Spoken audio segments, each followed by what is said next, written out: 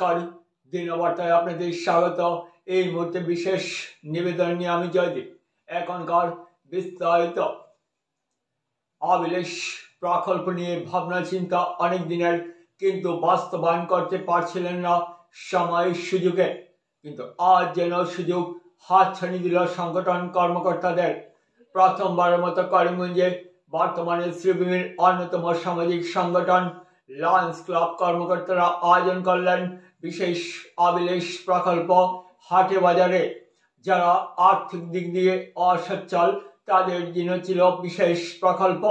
রবিবার করিমগঞ্জ কলেজ প্রাঙ্গণে আয়োজিত বিশেষ প্রকল্প আনুষ্ঠানিকভাবে সূচনা হয় লায়ন্স ক্লাবের উচ্চপদস্থদের হাত দিয়ে।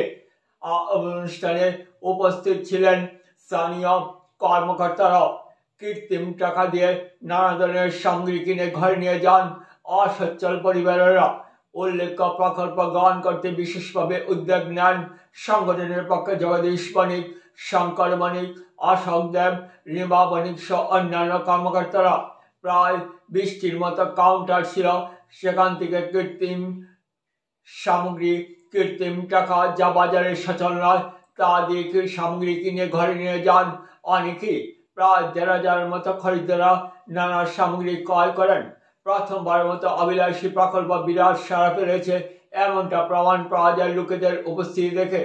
আগামীতে এ ধরনের আয়োজন করবেন বলে আশ্বাস দেন সংগঠন কর্মকর্তারা। করিমগঞ্জের পক্ষ থেকে এখানে হাট বাজারের কার্যক্রম, যেখানে দুস্থ গরিবদের জন্য প্রথমবারের মতো হাট বাজারের কার্যক্রম নেওয়া হলো।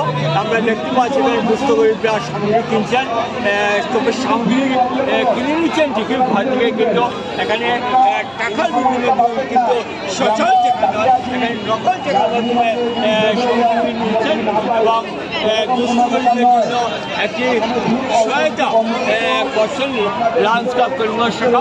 আমরা উপস্থিত আছি সম্পাদিকা মহোদয়।